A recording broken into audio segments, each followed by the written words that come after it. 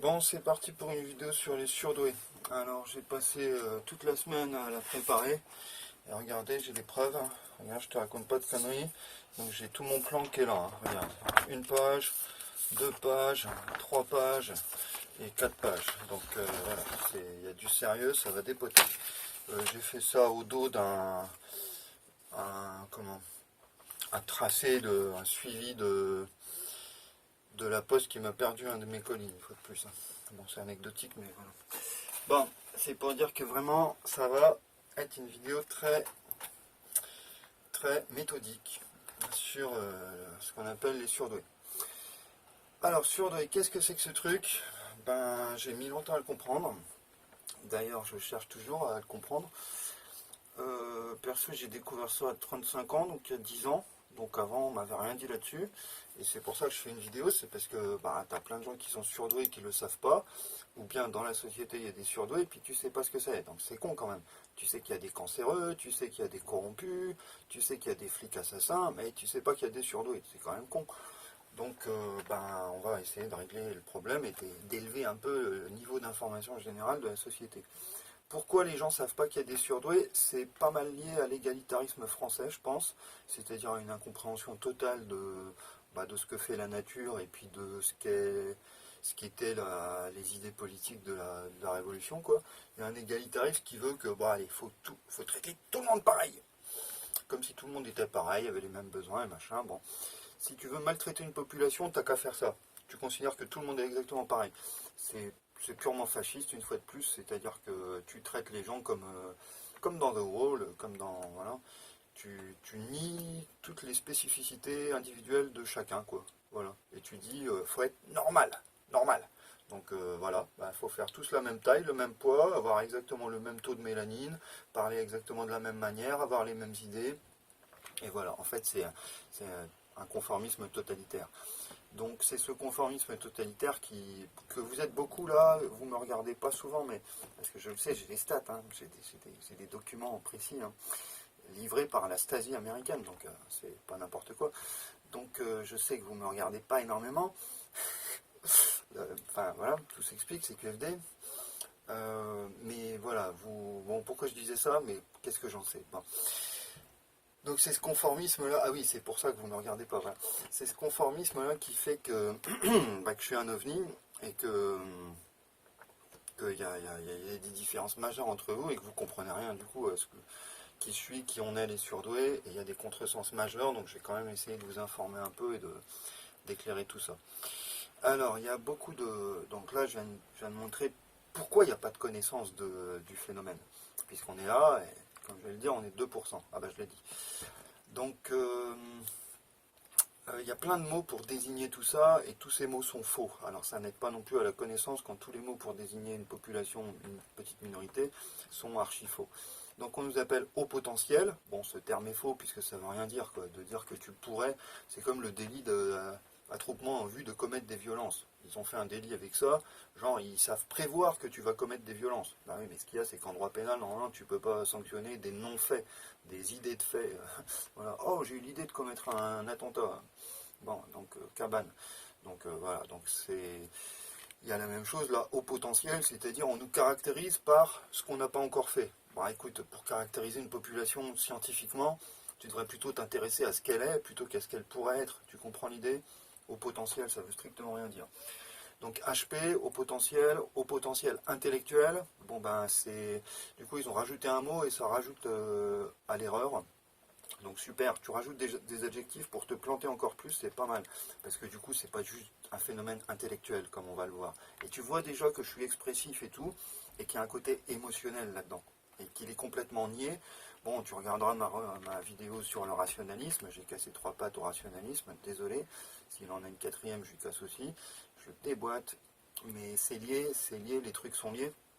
C'est-à-dire que le phénomène de la douance, on va appeler ça comme ça, mais c'est un terme lamentable, en fait il est nié dans ses aspects affectifs, émotionnels, corporels et machin.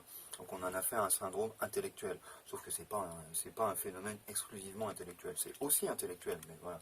Donc nous appeler haut potentiel intellectuel, c'est doublement faux.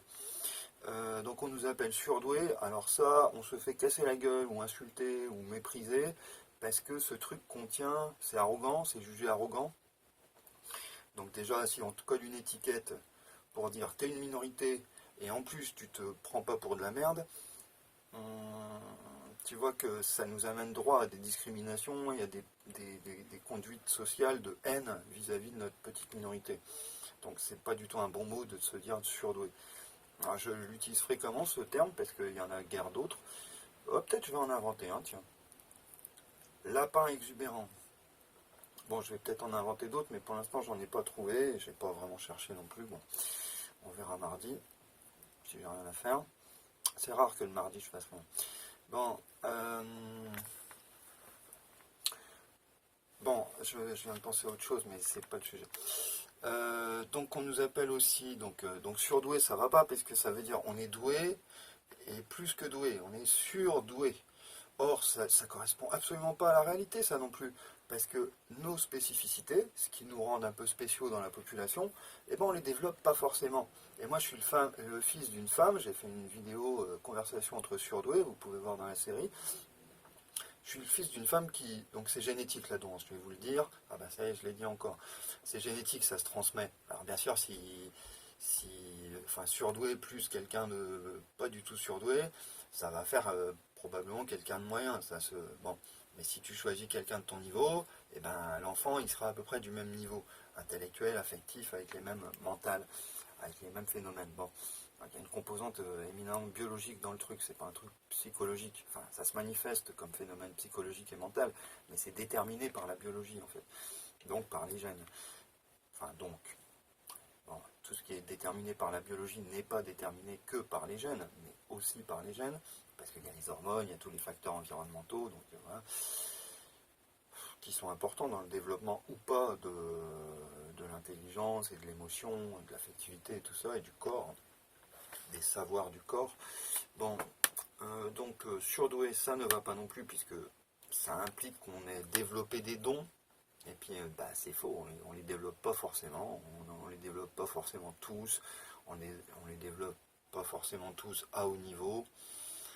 Des fois, il y a des gens qui sont surdoués, mais comme je vais le dire, il y a un QI hétérogène, donc on a aussi des lacunes, ou on peut être aussi handicapé sur d'autres facultés, donc c'est vraiment pas simple ce truc. Alors, on nous appelle HP, HPI, c'est faux, surdoué, c'est faux. On parle de la douance, donc ouais, c'est le fait d'avoir un don. Mais ça veut rien dire, il y a plein de gens qui ont des dons en musique, c'est pas pour autant qu'ils sont surdoués, etc.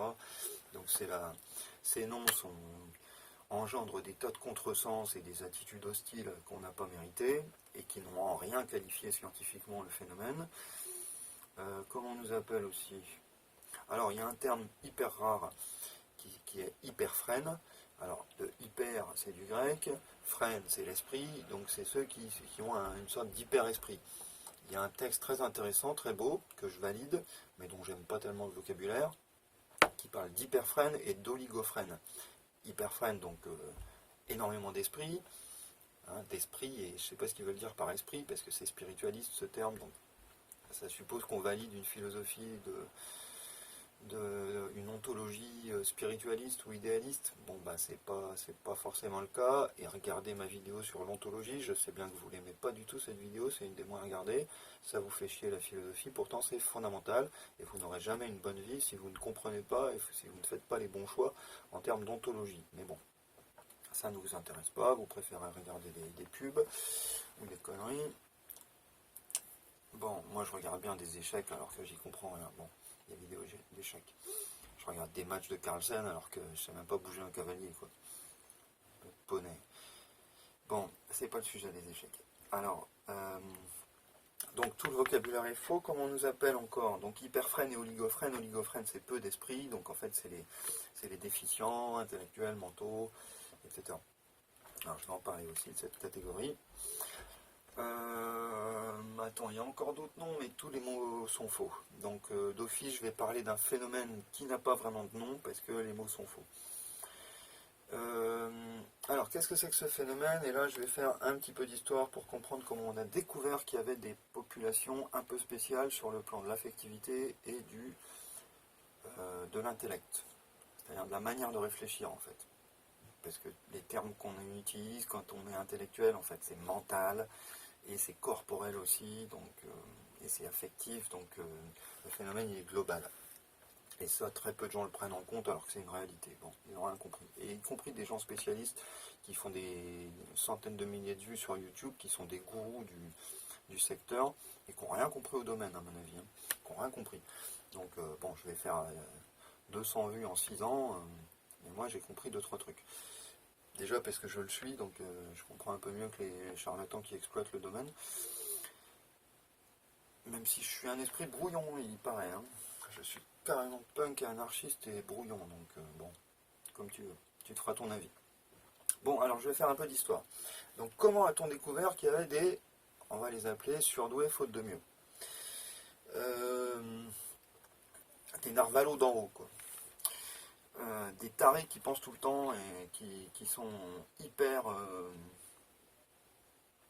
cérébraux, quoi. Hyper mentaux. Ça serait un nom, ça. Les hyper mentaux. Ouais, ça vaut ce que ça vaut. Hein. Donc, les origines, en fait, de cette découverte, elles sont très sympas. En fait, on ne cherchait pas les surdoués, on les a découverts par hasard. En fait, en 1848, il y a une révolution qui met la République, qui proclame la Seconde République. On vire le roi et on proclame une République. Puis, il y a un coup d'État, une trahison du petit-fils de Napoléon Bonaparte, donc de Napoléon III. Le mec se fait couronner empereur, voilà, il fait chier la France pendant 20 ans. Ensuite, il déclare une guerre à la Prusse et il se prend une tôle. Là-dessus, alors il est fait prisonnier, machin, bon, peu importe les détails.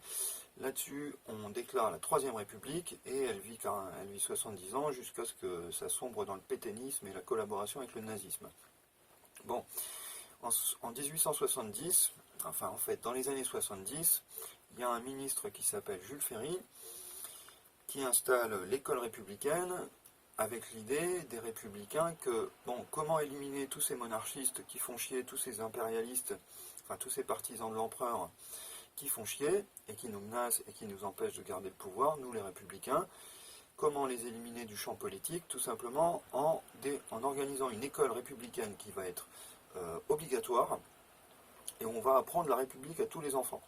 Donc c'est un instrument idéologique. Hein. Le but n'est pas vraiment d'éduquer le peuple, c'est plutôt de défendre la République. Enfin, il y en a qui veulent éduquer le peuple, qui sont des républicains de gauche, mais il y en a qui veulent juste une république bourgeoise, donc les républicains de droite. Et Ferry est pas vraiment, bon, je sais plus où il est, mais à mon avis plutôt républicain de droite, d'après ce qu'il fait. J'aime pas tellement moi ces gens-là. Bon, ils étaient plus à gauche que les monarchistes et tout ça, mais bon. Mais c'est dans ce souci d'organiser une école républicaine que, au départ, on la met en place, et puis rapidement, les profs, les hussards noirs de la République, se rendent compte que ça marche pas trop pour certains élèves, et qu'il y en a qui n'arrivent pas à suivre. C'est une minorité, mais voilà. Et ils chargent le pouvoir républicain, donc je crois que c'est directement le ministre Ferry qui a contacté alors pas par téléphone ni WhatsApp, ni Telegram, mais bon, je sais pas comment, qui a été chercher un psychologue français du nom de Alfred Binet, pour lui dire, bon, il nous faut un test d'intelligence en fait. Il faut qu'on fasse passer aux enfants un test d'intelligence pour voir lesquels n'arriveront pas à suivre, pour leur donner une éducation républicaine spécialisée. Ils n'arrivent pas à suivre dans le cours général, donc il faut qu'on les éduque, qu'on leur donne une éducation spéciale pour leur niveau intellectuel qui est faible. Donc, Binet, fais-nous un test d'intelligence qui nous permette de mesurer, avant même de les foutre à l'école, les enfants qui n'arriveront pas à suivre et qui vont peut-être perturber ou ralentir la classe et machin. Donc c'est ça qu'on cherchait à la base. Binet travaille, fait un test d'intelligence, le fait passer à des enfants, indexe. Alors l'indexation, c'est de dire on a fait une échelle pour mesurer le résultat. Donc maintenant on a des résultats haut ou bas, bon ou mauvais au test. Et on va faire la moyenne de tout ça, et la moyenne on va l'indexer, on appelle ça indexer, c'est-à-dire rapporter. Et on va dire la moyenne elle est à 100, et on va construire une échelle où on garde les proportions. Donc on reporte les résultats du test initial sur une population, et on dit maintenant, on va classer ça de, je sais pas, de 50 à 150 ou de 40 à 160, un truc comme ça, ou je sais plus combien elle était, comment elle était faite, son échelle, mais voilà. Donc la moyenne, ça va être 100, et puis en dessous, ben, ça va descendre jusqu'à temps, et puis au-dessus, ça va monter jusqu'à temps. Donc ce qu'il a construit là, c'était le premier test d'intelligence et la première échelle de QI, quotient intellectuel. Donc le but était de repérer les déficients, ceux qui avaient une intelligence faible, donc les oligophrènes dans le vocabulaire du manifeste des hyperphrènes et des oligophrènes, que vous pouvez googler, hein, c'est un beau texte. Et donc voilà, le but c'était de détecter ceux qui n'arrivaient pas. Et du coup, en utilisant cette échelle après quelques années, décennies, je ne sais plus trop quand, ben, ils se sont aperçus qu'il y avait une courbe de Gauss de la répartition des quotients intellectuels. Alors ils ont appelé ça comme ça, ils croyaient que c'était qu'un phénomène intellectuel au départ, qu'une capacité cognitive à apprendre, ou une incapacité, ou une faible capacité, disons. Et ils se sont aperçus, voilà, c'est une courbe de Gauss, donc une courbe en cloche comme ce que je vous fais là. Bon, cherchez courbe de Gauss, arrêtez la vidéo, cherchez courbe de Gauss, G-A-U-2-S, courbe Gauss QI dans Google Images, et puis vous verrez ce genre de schéma statistique avec la répartition des... Voilà. Il faut savoir que donc, dans la population française ou dans la plupart des populations, on a genre 50% de la population qui est à, en gros, 15 points. Enfin, dans l'échelle actuelle, ils sont à, en gros, 15 points plus ou moins 100. Donc entre 85 et 115. Voilà, il y a 50% de la population française, par exemple, donc un Français sur deux, une Française sur deux, qui est entre 85 et 115. Et puis les autres, ils sont ailleurs. D'ailleurs, c'est peut-être pas tout à fait ça, mais c'est de ce genre. Voilà. Donc la plupart des gens ont un QI moyen autour de 100, autour de la moyenne. Voilà. Alors du coup, les surdoués, c'est ceux qui sont classés au-dessus de 130 dans l'échelle actuelle, sachant que les échelles de QI, depuis Binet, il y en a eu plein d'autres. C'est-à-dire que d'autres psychologues français ont fait d'autres échelles, notamment le Bellevue, je ne sais plus trop si c'était français ou américain. Mais il y a le Bellevue, il y a le Wechsler, il y a le machin, il y a le machin, il y a le machin, il y a le truc pour les enfants. Bon, je ne suis pas spécialiste de ces échelles parce que, au fond, je m'en fous. Voilà. Donc je laisse les spécialistes si vous voulez. Il y a le WAIS, W-A-I-S, il y a le Wechsler, W-E-C-H-S-L-E-R. Bon, si vous voulez vous renseigner là-dessus, mais moi je m'en fous, je trouve que c'est assez inintéressant. Je veux dire, il n'y a pas de gros enjeux là-dessus, une fois qu'on a compris le fond du phénomène, ça suffit quoi. Ça suffit à le penser, ça suffit à le gérer, et on n'a pas besoin de savoir précisément comment les échelles sont construites, combien il y a de... Bon, mais il faut savoir sur ces échelles de QI que du coup il y a des échelles différentes. Bon, en général c'est indexé sur 100, mais je crois pas toujours, pas forcément, pas toutes les échelles dans tous les pays. Du coup, on voit souvent sur internet que des gens ont été mesurés à tant de QI. Voilà, que Einstein par exemple aurait 160. Bon, cette information est complètement bidon. Einstein n'a jamais passé de test de QI. Donc tu peux pas juste estimer un QI de quelqu'un sans faire aucun test. Tu vois, c'est complètement absurde.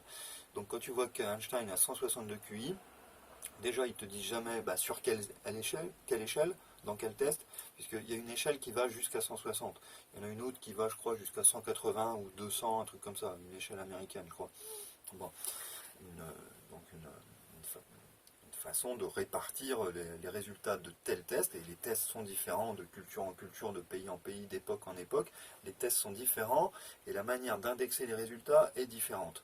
Donc du coup, on voit des fois des posts sur Facebook ou d'autres médias de merde, qui te racontent absolument n'importe quoi sur le QI des stars, et qui donnent le QI de gens qui n'ont jamais passé de test de QI, et qui te donnent des résultats qui sont des estimations sur des échelles différentes. Donc si tu veux organiser le chaos et vraiment raconter du pur n'importe quoi, vas-y, crois ces posts, mais moi je te dis, c'est vraiment de la supercherie ces trucs-là. Donc il y a plein, ils nous donnent le QI de stars américaines, elles n'ont pas passé de test de QI, donc, ou elles l'ont pas publié, comment tu le saurais? Bon, c'est de la pure faribole, quoi.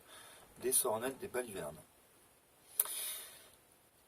Bon, moi je suis assez doué en langage, j'ai un QI assez élevé en compétences linguistiques, quoi.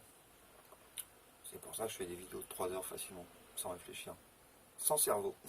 Mon cerveau, il a été déconnecté, là, j'ai même pas le wifi. Bon, passons.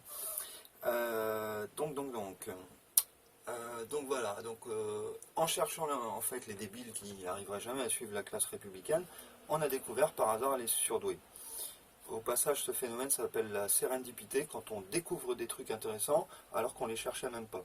Comme la pénicilline, qui était un mec faisait des recherches, il a vu qu'un champignon empêchait ces bactéries de croître, et il s'est dit, ah bah tiens, j'ai découvert par hasard un antibactérien, un bactéricide.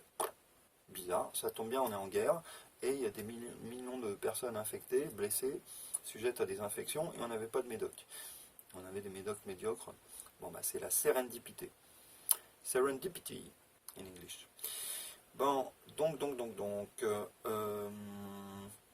alors, il faut que j'aille vite, ça fait déjà 20 minutes, et je vais aller à toute vitesse dans cette vidéo, parce que c'est une vidéo de performance mentale, en fait. C'est une démonstration de ce que c'est que d'être surdoué, donc je vais parler de plus en plus vite. Allez, enchaîne les concepts, gros. Donc, bon, j'ai déjà dit un certain nombre de trucs, mais donc les surdoués sont classés dans une certaine échelle aujourd'hui pratiquée en France, c'est les gens au-dessus de 130 de QI. Donc en fait, sur une échelle d'à peu près 160, je crois. Sachant qu'il y a 2% de la population qui font plus de 130. Moi, j'ai jamais vraiment passé le test de QI officiel.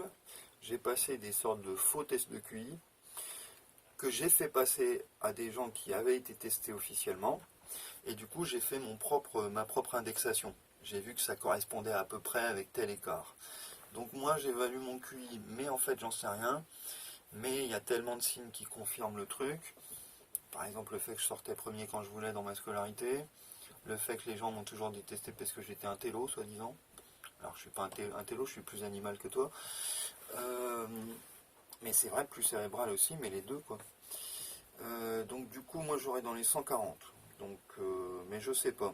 Et je me suis testé à la base, comment j'ai découvert ça, juste pour l'anecdote, mais j'avais lu un article d'un pseudo-scientifique anglais qui était un gros collabo du pouvoir, qui disait les surdoués c'est des cons, les fumeurs de cannabis c'est des cons, ils perdent 10 points de QI.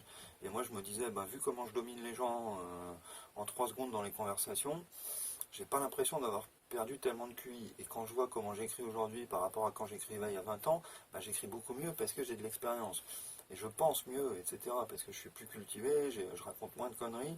Bon, tu vas te dire, putain, avant ça devait être terrible. Je raconte moins de conneries quand même, je suis plus érudit, je suis plus, voilà, plus sage aussi, à force d'avoir réfléchi aux expériences de ma vie. Donc, et à force de m'être nourri des problèmes du monde en lisant la presse tous les jours depuis 15-20 ans. Bon, etc. Donc, quand j'ai lu ça, je me suis dit, mais t'es en train de m'injurier alors que tu me connais pas, pauvre con de scientifique anglais.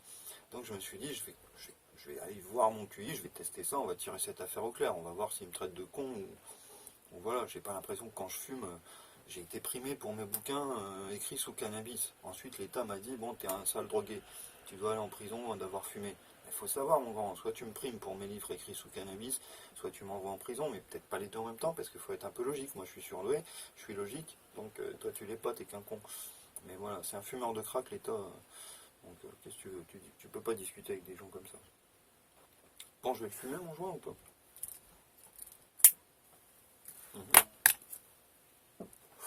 Je vais le fumer. Bon, c'est encore du CBD, j'ai pas de shit, j'ai un dealer qui est venu me vendre du shit hier, je vais pas acheter, attends, 10 € le gramme, tu te fous de ma gueule, ça va pas, non. Je lui ai dit, c'est un tiers du prix de l'or, tu fais pousser ça dans la nature sans souci, quoi. Je vais pas te l'acheter à 10 € le gramme, ça fait 10 000 € le kilo, quoi. T'es fou, j'ai des tomates à 2 balles pour ce... Bon. Bon, peu importe. Mais bon, cannabis est surdoué, en général, drogue est surdoué. Tu vas croire que je suis en train de raconter des conneries, mais en fait, il y a un lien, parce que ça nous calme souvent, psychiquement, et puis on aime ça parce qu'on aime les expériences mentales. Donc, il y a un lien entre douance et... douance, D-O-U-A-N-C-E, entre douance et expérience psychotrope. On aime le cannabis, notamment. C'est souvent que les surdoués aiment le cannabis, et le CBD, et le THC. Ça nous fait planer, ça nous calme, ça nous ralentit, ça nous excite, bref, on aime tous ces effets. Parce qu'on est déjà des excités et des calmés, donc les deux en même temps. Bon, Alors, j'ai plein d'autres choses à dire, et vu que mon plan n'est pas hyper clair sur certains points, tiens, je te le remontre. Regarde comme il est beau ce plan. Voilà. Donc, alors, il faut que je parle de quoi? Alors, le QI peut être hétérogène. Le QI est un outil totalement imparfait. Ah oui, il faut que je parle du fait que ça ne rend absolument pas compte du phénomène, toutes ces conneries de QI. Donc, en fait, la douance, c'est moi qui vais te le dire, et je ne suis pas un scientifique, mais je m'y connais. Je peux te le dire. Je sais ce que c'est qu'être surdoué, puisque je le vis depuis 40 ans. Eh bien, ce n'est pas juste un phénomène intellectuel. C'est une petite partie du schmilblick, du syndrome. En fait, la douance est un syndrome. Ah, il faut que je parle de la myéline. Bon. La douance est un syndrome de, en fait, une sorte d'hyperexcitabilité neuronale. Je dirais ça comme ça. C'est cérébral comme phénomène à la base, et ça s'explique. L'explication de tout ce que j'ai lu, parce que j'ai cherché à savoir pourquoi il y a des surdoués et des moins surdoués.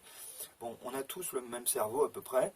Ce qu'il y a, c'est qu'il y a des petites différences génétiques qui font que on a tous des neurones dans nos cerveaux, mais le gainage de ces neurones par une substance qu'on appelle la myéline, M-Y-E-L-I-N-E, la myéline, le gainage de ces neurones n'est pas exactement pareil chez tous les individus. Et ceux qui ont un meilleur gainage, c'est comparable à un meilleur gainage électrique où il y aurait moins de déperdition d'informations et d'énergie. Et bien si le gainage est meilleur, l'information se transmet mieux, plus loin, plus vite. Et ça pourrait tout à fait, c'est limpide du coup, ça expliquerait tout à fait les différences de performance intellectuelle, d'intensité affective et émotionnelle, et certains phénomènes corporels. Voilà. Parce qu'il se trouve que par exemple on est rapide, on fait les choses rapidement, on a souvent un métabolisme rapide. Moi j'ai un métabolisme rapide qui est au-dessus de la fourchette haute, donc mon QI est plus élevé largement que la moyenne, mon métabolisme est plus élevé, mes émotions sont plus intenses, je m'énerve facilement, j'aime facilement, je m'excite facilement, en bien, en mal. Je me mets à adorer une fleur que je croise, un papillon, ça m'extasie. L'autre fois, on se promène avec un ami dans les champs, il y a deux chevreuils qui étaient couchés dans le champ, dans un champ de colza ou de soja ou je sais pas quel truc. Moi, j'ai fait comme ça, j'étais tout bouleversé. Lui, il n'a pas bougé. Voilà. Les deux animaux sont partis d'un coup, ça a fait du bruit, du mouvement. Moi, ça m'a totalement scotché, quoi. J'étais comme ça, j'étais tout surpris. Bon, c'est pareil, si tu fais ça près de moi, moi, je suis le seul à sursauter. On peut être un groupe de 10, je vais être le seul à faire... Tu vois, je suis paniqué, s'il y a un stimuli sensoriel, moi, une claque qui porte au loin. Ouais, c'est ça. Ou l'inverse, une porte qui claque au loin. Yes, dans l'ordre c'est mieux. Une porte qui claque au loin, tu vois, je suis tout ému. Une porte qui claque au loin, mes neurones se sont emmêlés en eux-mêmes. Une porte qui claque au loin, super, je l'ai dit 3 fois, me mettre dans un état de stimulation émotionnelle incroyable alors que les autres n'ont pas moufté, quoi. Donc voilà, c'est ça aussi être surdoué, c'est être hyper impressionnable, voilà. Donc quand la police tambourine à ma porte, moi ça ne me fait pas le même effet qu'à une personne qui aurait 80 de QI. Parce que cette personne a aussi un monde émotionnel plus lent, plus lourd, plus inerte. Alors que moi je suis hyper réactif. Donc dès que tu commences à me supposer un truc qui est hostile dans une phrase, hein, tu commences à me faire une tournure de phrase qui est malveillante, et ben je te capte tout de suite, je capte ta malveillance, je capte ta perversion. Ah aussi, j'ai des antennes, plein de fois, je rencontre une meuf, en 5 minutes je sais qu'elle a été violée, battue, machin. Je détecte pile le traumatisme.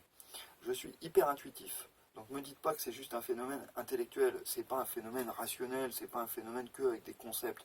Non, j'ai une sensibilité beaucoup plus élevée que la moyenne. Sensibilité pour les émotions, pour les sensations, donc c'est corporel aussi. La lumière, ça m'éclate la gueule. Quand je sors dans la rue, et c'est moi, mais plein de surdoués sont comme ça, donc on n'est pas juste surdoué, on est hyper sensoriel aussi. Donc je sors, s'il y a du soleil, moi je suis comme ça. Ça me fait mal aux yeux le soleil, ça m'éclate les yeux. Je dois faire comme ça, je me cache, je fronce les paupières là. Bon, on ne dit pas froncer les paupières, mais je plisse les paupières. Voilà, pour me protéger, parce que l'intensité lumineuse m'agresse. L'intensité sonore dans une boîte de nuit, c'est insupportable. Même si j'ai dormi plus 2 fois, mais j'étais complètement bourré sur les enceintes au Berghain à Berlin, la plus grosse boîte d'Europe. Bordel, j'ai dormi sur les enceintes. Boum, boum, boum, boum, boum, boum. Mais complètement bourré au whisky, je crois. Bon, ben, j'ai dormi, quoi. J'ai dormi. Je suis rentré chez moi, j'ai gerbé. Bon, c'était super le Berghain, j'ai adoré. Bon, en fait, c'est nul, hein. C'est nul comme boîte, n'y allez pas. Puis 3 heures pour rentrer dans cette merde, dans une usine électrique, n'importe quoi. Bon, c'est pas le sujet, Ludo. Mais voilà, hyper sensorialité, hyper émotion, hyper pensée. Alors, une autre caractéristique du phénomène de la douance, qui n'est pas du tout le bon nom, je le redis, parce que là, vous commencez à comprendre que c'est pas du tout juste un truc intellectuel, c'est tout, quoi. C'est toute votre façon d'être qui est comme ça. Et vous le développez ou vous le développez pas. Vous acceptez ou vous acceptez pas et vous essayez de vous conformer. Parce qu'il y en a un certain nombre. Moi, vous voyez, je suis un surdoué de développer. Je suis un surdoué qui a accepté de l'être et qui en a profité à mort, qui se cultive depuis 30 ans maintenant, qui est hyper actif en créativité, qui apprend toutes sortes de choses, qui refuse totalement le monde du travail et de perdre son temps dans des conneries, qui refuse totalement l'avilissement de l'argent et tout ça, et du capitalisme et du conformisme. Donc moi, je suis un surdoué développé. Mais vous trouvez plein de surdoués qui sont complètement sous-développés. Ils se sont adaptés à un petit boulot de fonctionnaire. Ouais, je suis aide-soignante, donc voilà. Ouais, je vais parler à des vieilles, donc du coup, tu lis pas de philo hardcore, tu fais pas de musique, t'écris pas de romans, donc du coup, ben, t'es sous-développé, quoi. T'as vachement de ce qu'ils appellent le potentiel. Ce qu'il y a, c'est que t'en fais rien. T'es un grand moulin à vent sans vent. Donc, bah, tu tournes pas. Tu produis rien. Donc, il y a plein de surdoués comme ça. Et je suis pas en train de vous attaquer, mais je regrette, parce que s'il y en a qui m'écoutent, je vais aller poster ça dans des groupes surdoués pour faire un peu chier. Mais je regrette pour vous, mais en fait, je comprends pas, moi, pourquoi vous n'êtes pas conforme à votre nature. Pourquoi vous respectez pas votre corps. C'est votre cerveau qui est comme ça. Pourquoi vous faites, pourquoi vous bloquez, ben, je ne sais pas. Mais je ne vais pas dire, ah, c'est super de ne pas se développer en tant que surdoué. Je trouve ça naze, moi, personnellement. D'aller s'adapter au monde des 100 de QI, alors qu'on a 130, 140, 150, 160. Bah écoute, non, adapte-toi à toi-même. La seule règle, c'est la tienne, déjà, quoi. Ça ne veut pas dire qu'il faut mépriser les autres. Et, ah, il faut que j'en parle. Bon, ouais, il faut que j'en parle, allez, c'est le moment. Donc il y a des surdoués pas développés, il y a des surdoués développés. Moi j'en suis un, donc quand vous me voyez dans tous mes états, dans toutes mes vidéos, colère, humour, antiphrase totale, ça part en délire, c'est hyper rationnel des fois. Bon ben voilà, ben un surdoué quoi. Un vrai. Un vrai qui. Et moi je suis pas un gros surdoué, hein. Précisons cela. Moi à 140, je suis pas un surdoué de 150 ou 160. C'est-à-dire qu'il y en a qui sont carrément loin, loin, loin de la moyenne, des plus bas et même des autres surdoués. Parce qu'un surdoué à 130, c'est pas un surdoué à 145 qui n'est pas un surdoué à 160. Hein. On ne se comprend pas non plus entre nous. Hein. C'est-à-dire, il y en a, ils planent tellement haut que. Et ils sont tellement dans des délires bizarres pour les autres que leur sentiment de solitude est. Tu vois, si tu es surdoué, tu vas dans une fête où tu as 100 personnes, comme tu es 2%, ben, tu n'en rencontreras qu'une seule autre.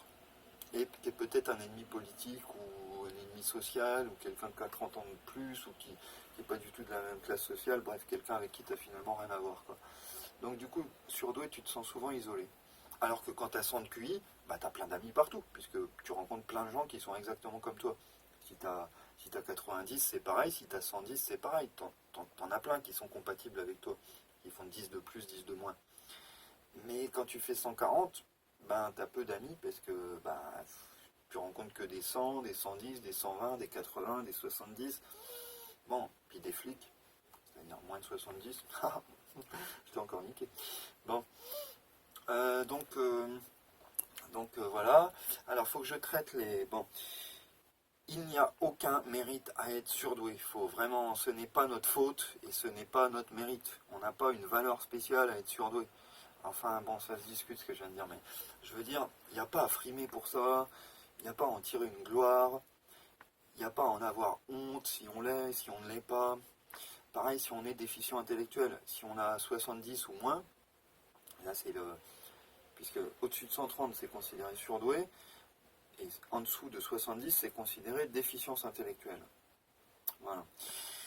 Eh bien, il n'y a pas à juger, c'est ni bien ni mal tout ça.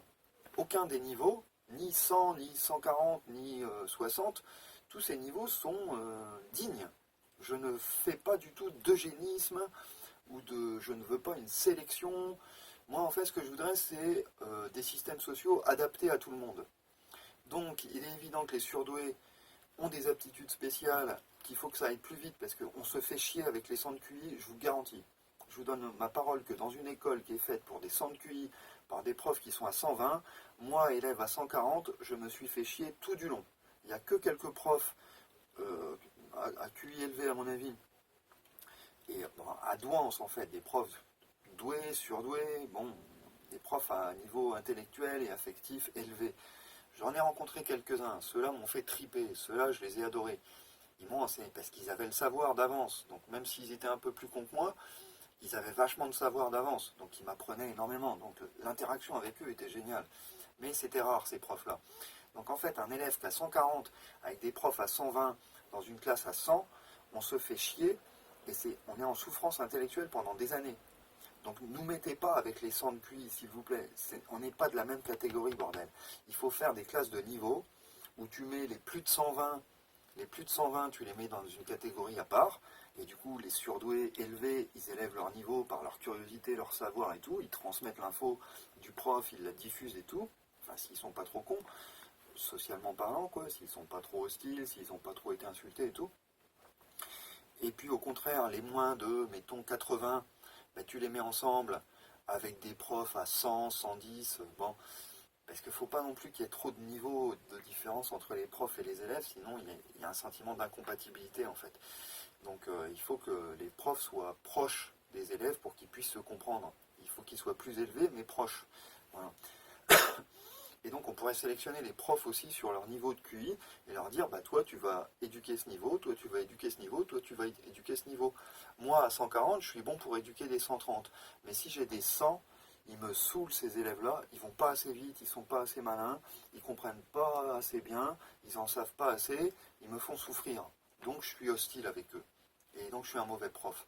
Par contre si j'ai des 130, avec eux ça turbine, ils apprennent vite, on va vite, on s'éclate, on fait des petites folies, on fume des joints pendant les cours et tout ça, quoi, comme à Berlin. Et ça, c'est une expérience géniale pour tout le monde, du coup. Alors, mes élèves, j'ai eu plusieurs fois des élèves, c'est clair qu'avec certains, c'était le conflit direct, parce que je les repérais comme étant des abrutis. Donc, du coup, je les appréciais pas, ils m'appréciaient pas, ils me trouvaient hautain, arrogant.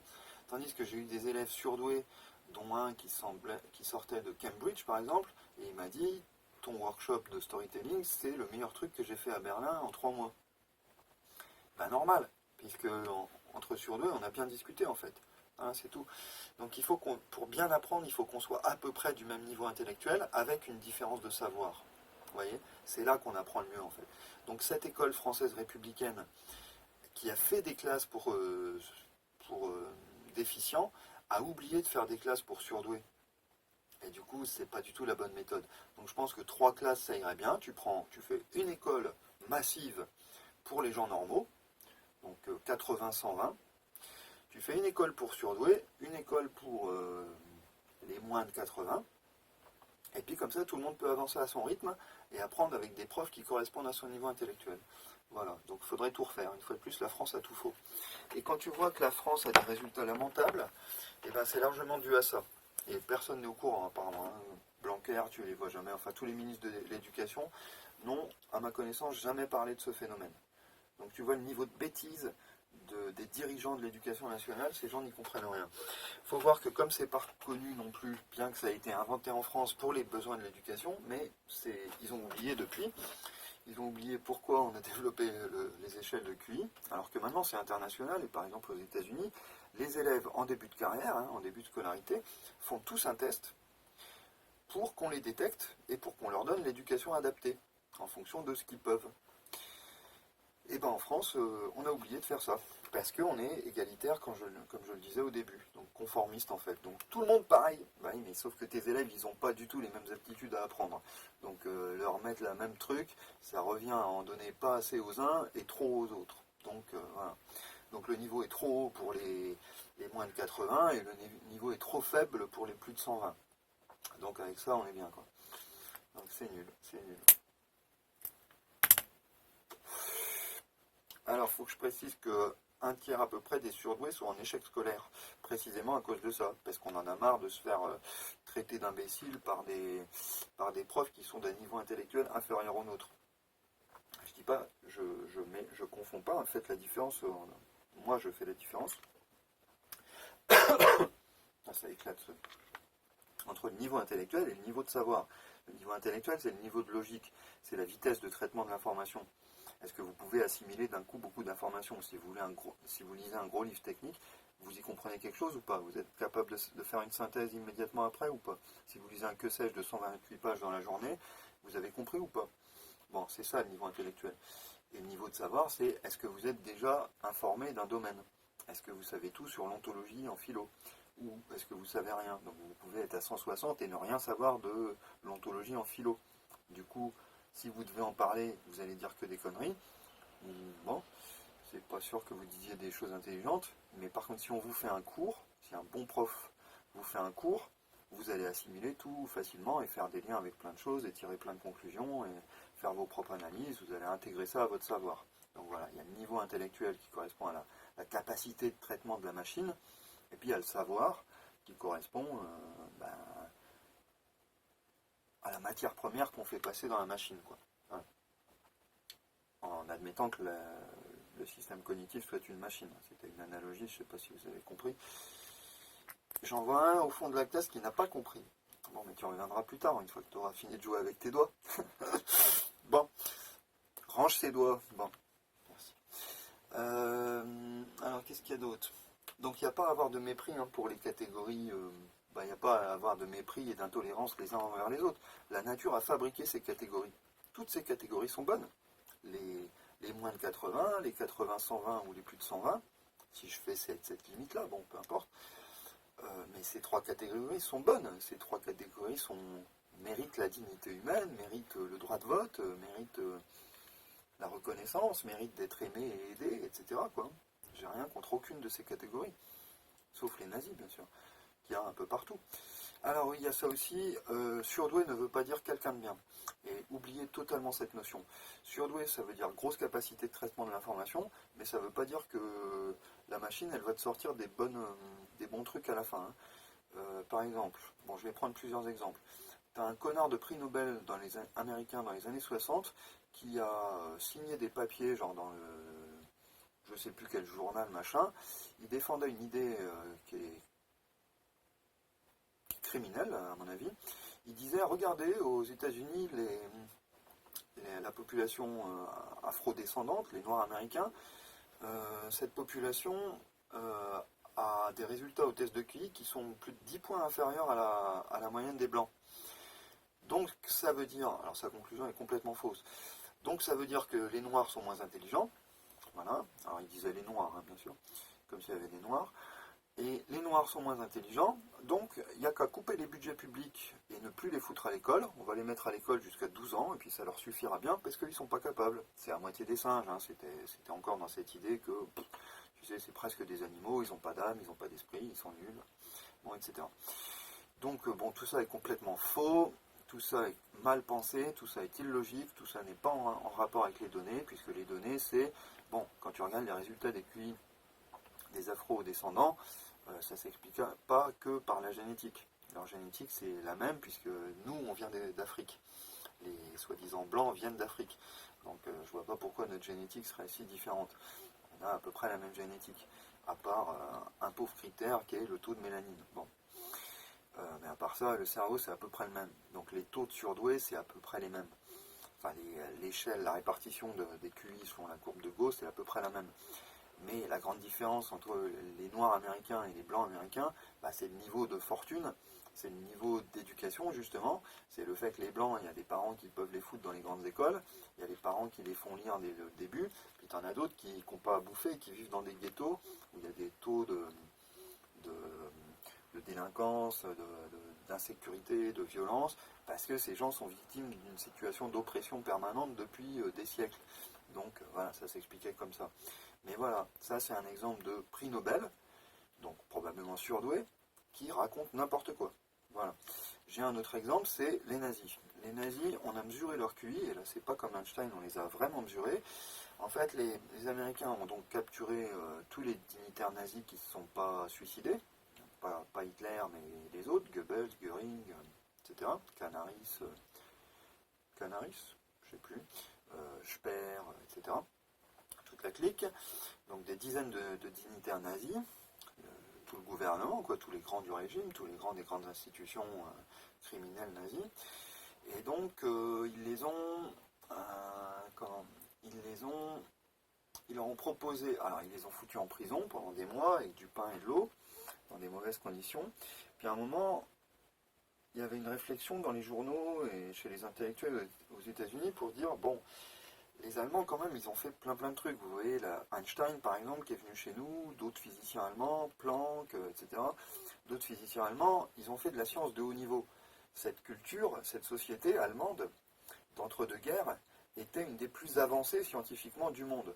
Comment ça se fait que ces gens-là sont devenus des nazis et sont devenus les plus grands criminels de l'histoire avec 6 millions de victimes en 4 ans? Comment ça se fait? Donc ils ont cherché à comprendre. Donc ils se sont dit, bon, on va chercher déjà à savoir si ces gens sont des gros débiles ou des génies du mal.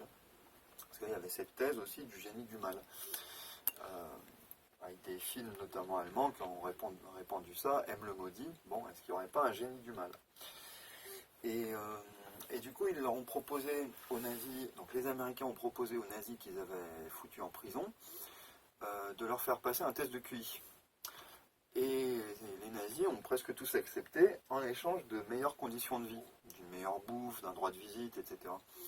D'une cellule moins pourrie, etc. Donc ils ont passé des tests de QI.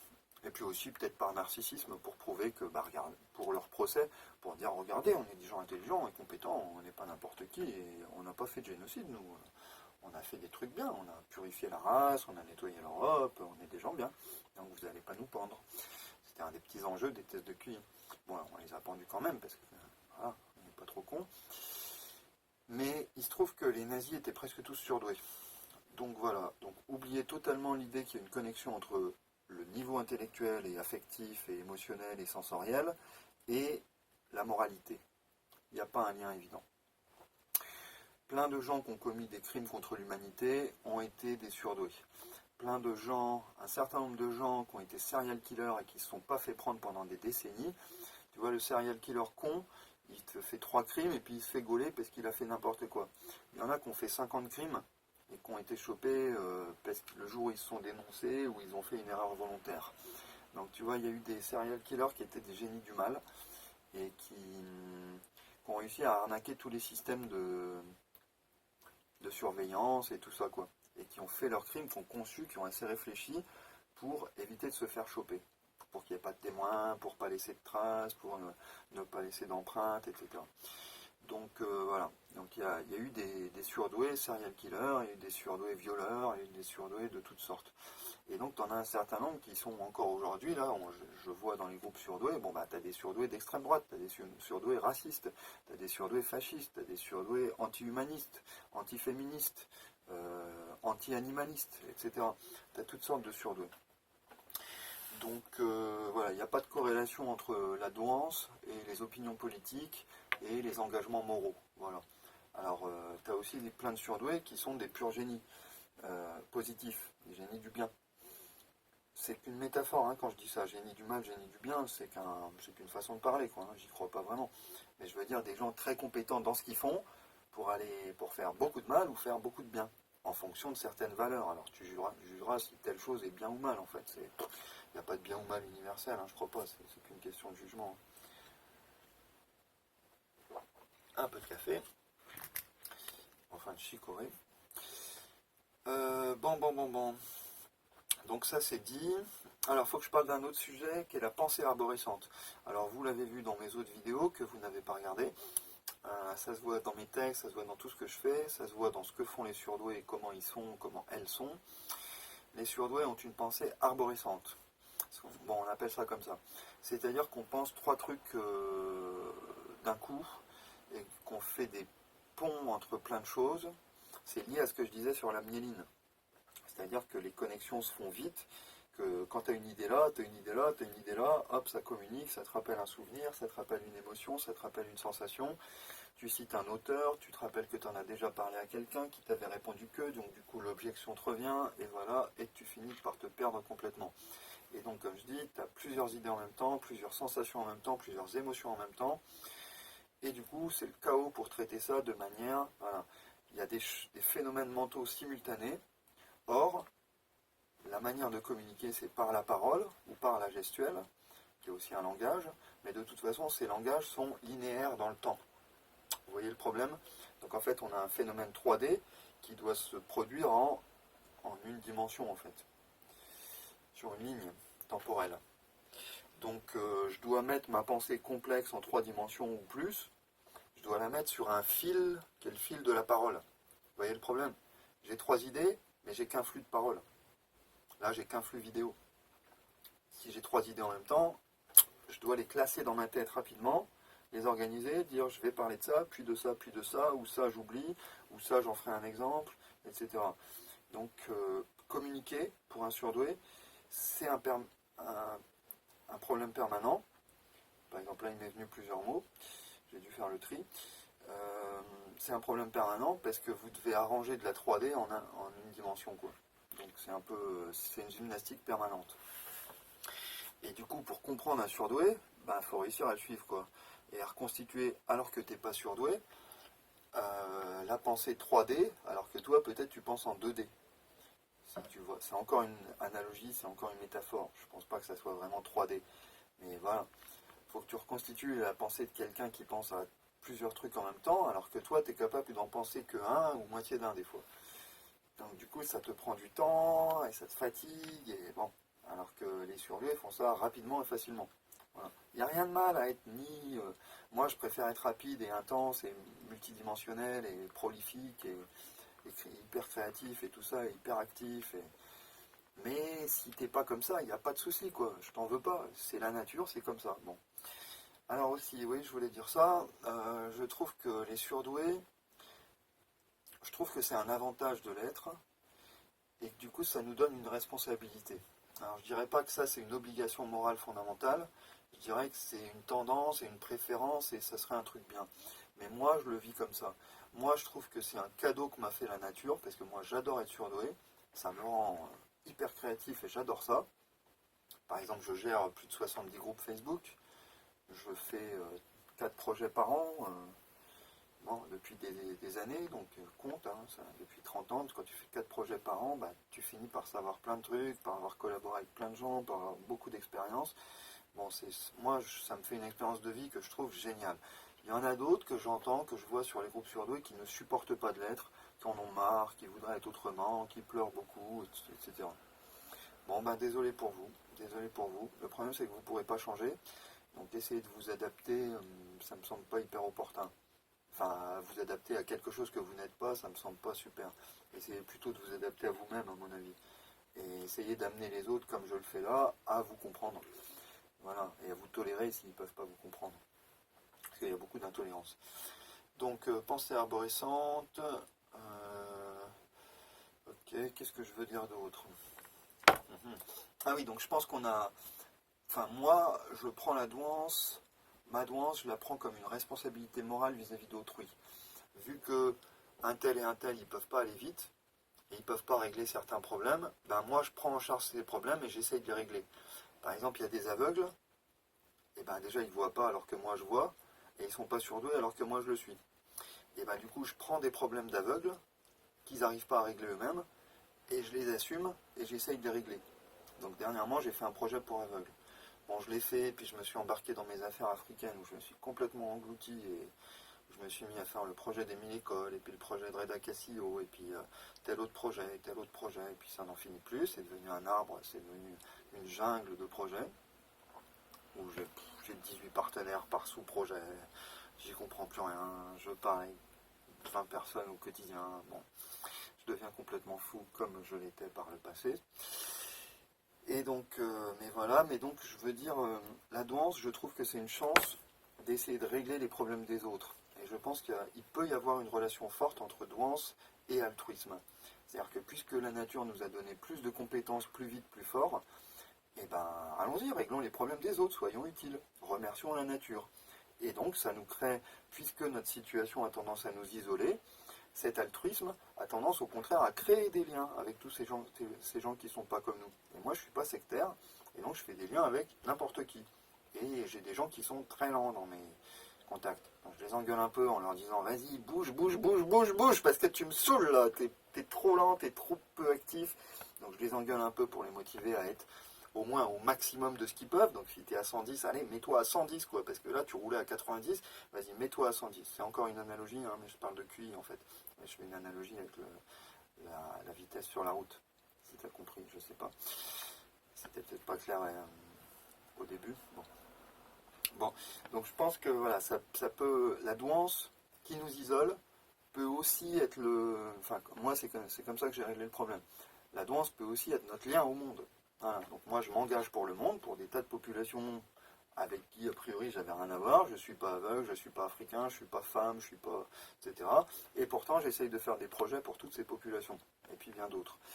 Donc je me relie à ces gens. J'ai déjà essayé aussi de copiner avec des autistes, des trisomiques. Ah oui, j'ai pas parlé des autistes, mais j'y comprends rien, donc je vais pas en parler.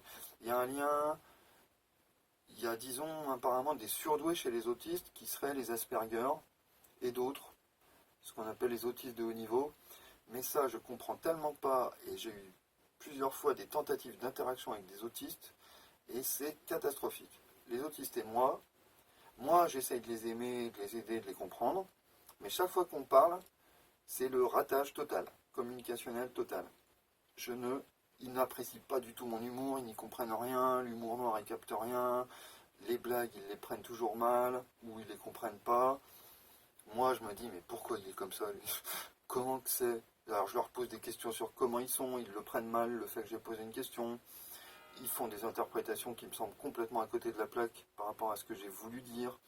Mais bon, peut-être que de leur point de vue ça se justifie, je ne suis pas autiste, je ne peux pas les comprendre.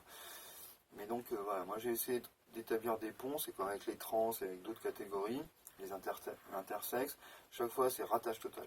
Alors je ne comprends pas pourquoi, sans doute un peu à cause de nous deux, je ne sais pas. Mais du coup je ne peux pas traiter, il y a un lien entre douance et autisme, mais je refuse de le traiter parce que je tiens compte de mes échecs totaux. Un échec total, des échecs totaux, ça fait un petit peu bizarre. Des échecs totaux, c'est correct grammaticalement, mais qu'est-ce que c'est moche. Bon, et ah ouais, c'est ça aussi, on a une sensibilité esthétique très forte souvent. Il y a beaucoup d'artistes surdoués. Les surdoués sont, enfin, les artistes sont souvent surdoués, et peut-être inversement aussi. Et anticonformistes souvent. Bah oui, parce qu'on comprend rien à ces règles sociales complètement débiles faites pour les centres QI, quoi. Enfin, nous, on appelle ça débile. C'est pas, je veux pas être méprisant, même si je le suis un peu, bon. Alors, on est comme on est. Bon, voilà. Alors, qu'est-ce que j'oublie? Je vais encore regarder la vidéo en me disant, mais c'est nul, t'as parlé de rien pendant 58 minutes déjà. Ludo, mais bouge-toi un peu.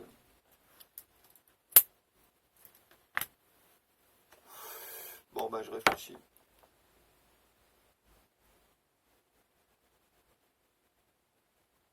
Non, je réfléchis pas. J'ai un blanc. Bah, en fait, quand je parle plus, je parle plus. C'est con. Bon, ben, il y a quoi d'autre? Alors là, j'ai fait chier tout le monde, hein. Les surdoués, c'est des nazis. Bon, j'ai pas dit ça, hein. Bien sûr, ceux qui vont conclure. Je pense que l'abbé Pierre, c'était un surdoué, à mon avis. Les gens qui ont des grosses exigences spirituelles aussi sont souvent surdoués. Quand on a cette connexion avec des forces supérieures et tout ça, soit on est dans un gros délire, soit... Ah oui, alors il y a l'empathie aussi, l'hyper-empathie. Bah, j'en ai déjà un peu parlé. Mais je suis hyper empathique. Je ressens les sentiments des autres. Ah oui, je suis aussi... Alors il y a ça, ouais, ouais. Il y a HQE aussi. Alors je suis aussi... Ah oui, on appelle ça HQI. Oui, voilà, dans les noms au départ. Il y avait HQI, donc haut quotient intellectuel. Mais on parle aussi, on a développé ça beaucoup plus récemment. On s'est aperçu qu'il y avait des populations qui étaient HQE. Et de même, il y a une courbe de Gauss en cloche, une courbe de répartition statistique, où il y en a très peu qui ont des gros niveaux dans ce secteur, dans ces aptitudes. Mais donc le haut quotient émotionnel, là j'ai passé un test, j'ai cartonné à donf, à fond les ballons, pareil, genre 18 sur 20, quoi, c'est l'équivalent de ça. Donc j'ai cartonné en quotient émotionnel, donc ça veut dire qu'on est hyper empathique et qu'on ressent les émotions des autres. Et donc ça va avec ce que je vous disais tout à l'heure, que les traumatismes des gens, je les sens en 5 minutes, s'ils les cachent vachement bien, je les sens en 1 heure, mais je les sens aussitôt. J'ai entendu très souvent qu'on me disait, Ludo, ça je l'ai dit qu'à toi, j'en ai parlé qu'à toi. Bah oui, forcément, il n'y a que moi qui l'ai ressenti. Je l'ai vu tout de suite, que tu étais comme ci, comme ça, que tu avais tel problème. Comment? Par une attitude, un geste, le choix d'un mot, une réponse à telle question, telle réaction intellectuelle, telle référence, etc. Je te parle d'un truc, tu me parles d'une chanson, ah, je comprends que ça veut dire, je fais des déductions en chaîne, automatiquement, hein, je ne reste pas 3/4 d'heure à réfléchir, automatiquement, j'ai de l'intuition, je te sors une conclusion qui est issue de déduction en chaîne. Et du coup, je conclus que, ah, toi, un de tes parents t'a battu, en fait, et c'est pour ça que tu es en train de fumer un joint, et que tu joues de la trompette. Voilà, ça me rappelle un type à Berlin, j'ai rencontré un trompettiste, et en le voyant, sa façon d'être, je me suis dit, tiens, enfant battu. Enfant battu, c'est évident. Et il compense par la création artistique et il exprime ses sentiments parce que ça lui a été interdit de broncher. Et tout ça a été évident. C'était évident pas juste parce que je suis surdoué, mais parce que étant surdoué, j'ai lu des livres de psycho que j'ai assimilés, que j'ai aussi fortement critiqué, que j'ai comparé. Je me suis dit, cette théorie, elle est partiellement fausse, celle-là, elle est partiellement valide, bon, ça revient au même. Du coup, je vais brancher les deux, du coup, ça explique tel phénomène qu'on cherchait à comprendre, donc les conséquences d'avoir été un enfant battu, ça débouche sur soit tel comportement, soit tel autre, etc. Et donc, du coup, quand je vois les comportements des gens, eh ben, je comprends qui ils sont, ce qu'ils ont vécu, leurs accidents existentiels majeurs, etc. Donc voilà, hyper empathie. Donc comme je dis, ça se développe, c'est pas que naturel. C'est pas que naturel. C'est voilà. Mais si j'avais pas été surdoué et que j'avais juste lu des bouquins de psy et rencontré ces gens, eh ben je l'aurais pas su. Et la preuve, j'ai rencontré plusieurs fois des psys qui n'avaient aucune empathie. Et donc ils ne comprenaient rien à ce que je leur disais. On m'a fait subir, dans les expertises psychiatriques qu'on m'a fait subir, du coup j'en suis à 6 maintenant. Enfin, ouais, ou des consultations de psy, moi j'en suis à 6 dans toute ma vie. Ado, à 30 ans, et récemment sur le plan pénal, ces gens ont totalement raté qui j'étais à chaque fois. Et ces gens ne connaissent rien au syndrome dont je viens de parler. Ils y connaissent rien. Ils sont tout simplement pas informés. Et en plus, ils n'ont pas le niveau intellectuel et le niveau d'empathie émotionnelle pour comprendre. Puisque moi, je les ai captés, ces gens. Eux, ils m'ont pas capté. Moi, je les ai captés. J'ai vu comment ils fonctionnaient. J'ai vu... Ah oui, alors on m'a dit plusieurs fois, t'es flippant. Des personnes qui ne se connaissaient pas m'ont dit exactement la même chose. T'es flippant. J'ai l'impression que tu lis en moi comme dans un livre. Et ça les fait flipper parce qu'ils ont l'impression d'être transparents et du coup de ne pas pouvoir mentir. C'est ça qui les fait chier au fond. Ils ne peuvent pas mentir, ils ne peuvent pas cacher leurs sentiments, ils ne peuvent pas cacher leur honte, ils ne peuvent pas cacher leur peur, ils ne peuvent pas cacher leurs désirs, ils ne peuvent pas cacher leurs émotions positives et négatives, ils ne peuvent pas cacher leurs pensées, leur hostilité, leurs pensées secrètes. Et donc ça les fait vachement chier les gens. Quand ils voient que je sens tout ça en eux, que je les capte en 3 secondes, bah ça les fait chier grave. Il y a un truc que je détecte mal et c'est d'origine névrotique, mais c'est les escrocs. J'ai du mal avec les escrocs. Je les vois pas venir, les escrocs. Il y a des gens qui me racontent des grosses conneries, et pendant un moment, je les crois, parce qu'ils mentent bien, et ils mentent depuis longtemps, et c'est leur façon d'être. Et quand ils me disent oui, je vais faire ça. Puis en fait, c'était un gros mensonge. Mais j'avais pas de signe, j'avais pas d'indice pour les détecter. Alors bon, mais ça, je le regrette. Donc c'est un peu faux ce qu'on m'a dit, que je lis dans les gens comme dans un livre. Bah, pas tous les gens non plus, quoi. C'est pas si automatique que ça. Mais je sens quand même venir un peu les problèmes et du coup je romps avant, je gère les relations pour pas... Quand je vois que l'hostilité est en train de monter dans une relation, je la casse. Ça va plus vite. Je sens que ça va casser donc...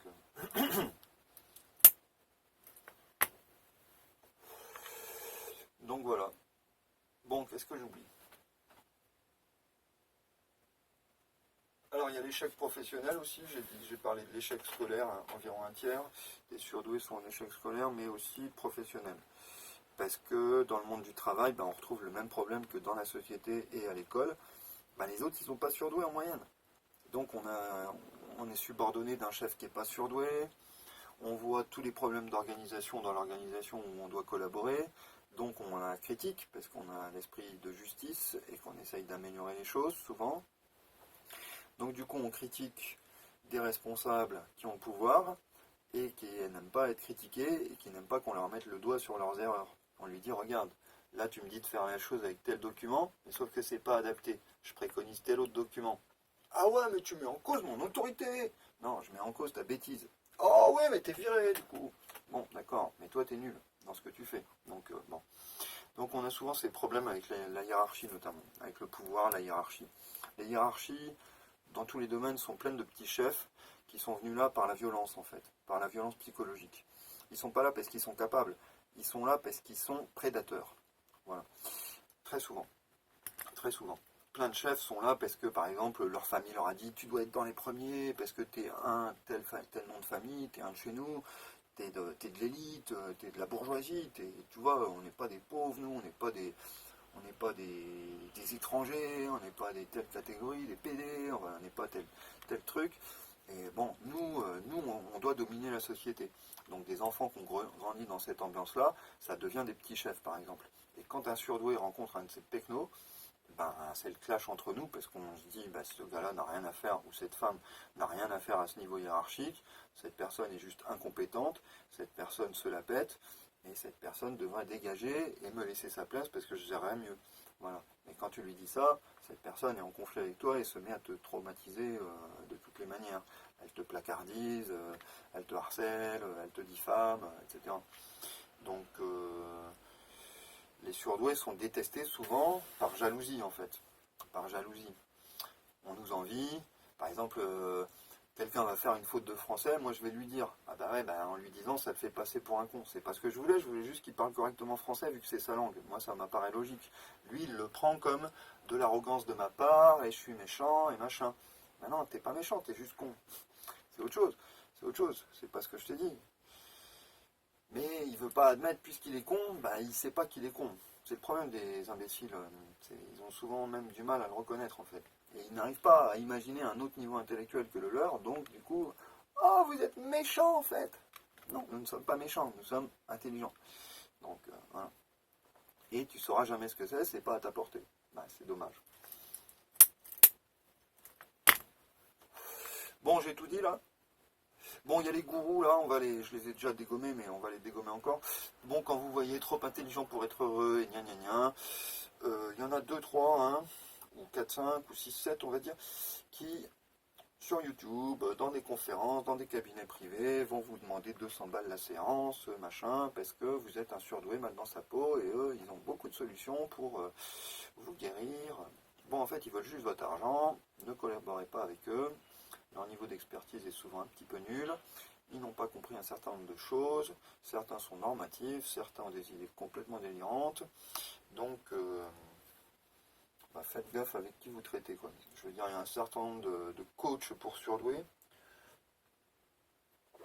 qui sont en fait des exploiteurs de misère. Et bon, il n'y a pas besoin de ça. Prenez quelques bouquins, ça suffit. Voilà, voilà. Je sens que là, je vais me faire énormément d'amis encore. On va faire des gros stuff ensemble.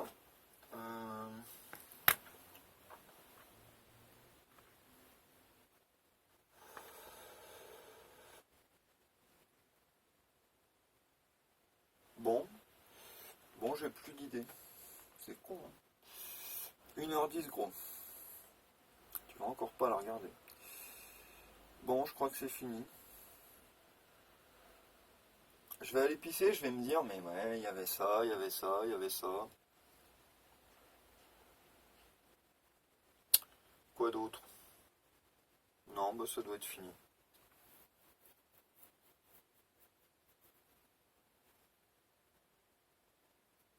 Ouais. Qu'est-ce que t'en penses? C'est fini ou pas? Je continue?